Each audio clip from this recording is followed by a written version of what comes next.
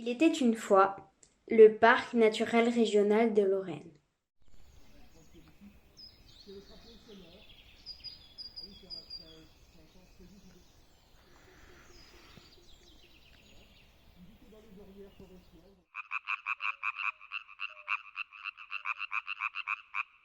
Voici donc les crapauds communs. Comme leur nom l'indique, ce sont sans doute les amphibiens parmi les plus communs de Lorraine. La femelle, ici à droite, un peu plus grosse que le mâle, qui rejoignent les étangs au printemps, et c'est principalement pour eux que l'on met en place les barrières amphibiens, puisqu'il peut y avoir plusieurs milliers d'individus sur chaque site. D'autres espèces de crapauds, un des plus rares de Lorraine, le crapaud vert, qui se trouve que dans le nord de la Moselle. Il y a donc un plan national d'action pour lui, parce qu'il est vraiment c'est une espèce en régression qui est très très peu présente en France, beaucoup plus en Europe centrale.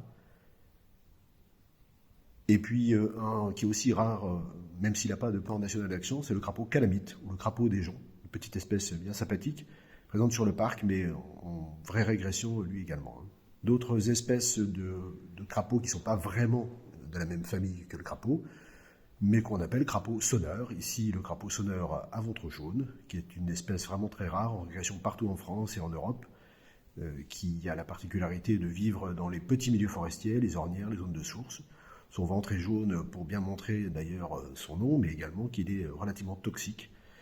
Mais c'est une espèce malgré tout qui a besoin de tranquillité, de petits milieux. Et une autre espèce concurrentielle est arrivée en Lorraine, le crapaud sonneur à ventre de feu, qui vient d'Europe centrale, et malheureusement qui est une espèce invasive et qui pose des problèmes et des conflits avec la précédente espèce, pour laquelle on fait pas mal d'actions de recréation de petits milieux et de protection de sites.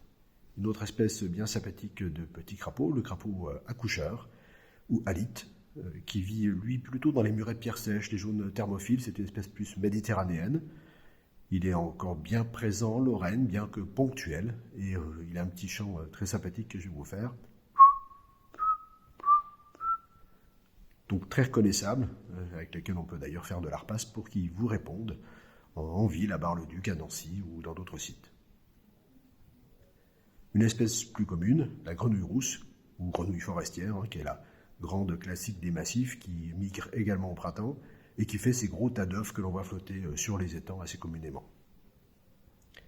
Une autre grenouille de la même couleur, mais beaucoup plus rare, la grenouille agile, qui se trouve plutôt dans le nord de la Moselle, dans le sud vosgien, on ne l'a pas retrouvée sur le parc. Elle a des très grandes pattes qui la différencient un peu de la grenouille rousse, mais très difficile à différencier quand même. Plus commune que la précédente, la grenouille verte, la grande classique que l'on entend chanter au bord des étangs tout l'été, de manière assez bruyante, et qui sort un peu plus tardivement que les autres, plutôt au mois d'avril. Alors une espèce aussi verte, mais beaucoup plus rare, la grenouille de Lesson, Rana lessonei, Pelophylax lessonei, qui vit en milieu forestier, dans les petites ornières, les petites mares. Elle est bien présente en Lorraine parce qu'on a beaucoup de forêts humides, mais de manière globale, elle est plutôt en régression comme la plupart des amphibiens. Et puis la grenouille rieuse, qui est une espèce dite invasive, qui est d'Europe centrale, qui a été utilisée en laboratoire, qui a été rejetée dans les étangs et les cours d'eau de Lorraine, et qui s'hybride avec la petite grenouille de Lesson pour donner la grenouille verte qui est omniprésente en Europe et en France. Enfin, une petite espèce, le pélobate brun, très très rare, sans doute la plus rare de nos espèces en Lorraine et dans le Grand Est, présente qu'en Alsace et en Lorraine, un petit foyer dans le centre. Il fait l'objet d'un plan national d'action en France, parce que c'est vraiment une espèce très très en régression qui vit plutôt en Europe centrale. Il nous manque d'ailleurs juste une espèce d'amphibien, le crapaud persillé, le pélodite ponctué, qui n'est pas présent ici. Là, on a une belle salamandre tachetée, vraiment un de nos plus beaux amphibiens, même s'il est bien présent. C'est une espèce qui vit en forêt, partout, depuis les Hauts-de-Vosges jusqu'en plaine. Elle pond dans les petites mares, les petits ruisseaux, mais elle ne sort que la nuit, donc on la voit très très peu, malgré ses couleurs bien visibles.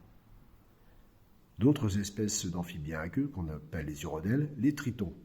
Ici, le plus grand de nos tritons, le triton crêté, un mâle avec sa petite crête et la femelle, qui vit surtout dans les milieux prairiaux, dans les mares de prairies ou les étangs où il n'y a pas trop de population d'espèces carnivores. C'est une espèce très rare, protégée comme tous les amphibiens, mais en plus protégés de la directive Habitat. Donc on mène énormément d'actions, en particulier de restauration de mares et de création de mares pour cette espèce très rare. Et enfin, les plus petits tritons, le triton ponctué, ici, un mâle avec une belle crête, le triton palmé, avec ses petites palmes arrière pour le mâle, et le triton alpestre, un joli petit mâle avec sa petite crête, qui sont les espèces un peu plus communes, même si le triton ponctué est quand même moins commun, et qui vivent des Hauts-de-Vosges à la plaine, eux également. Mais l'ensemble des milieux humides ayant tendance à disparaître, ils régressent aussi avec.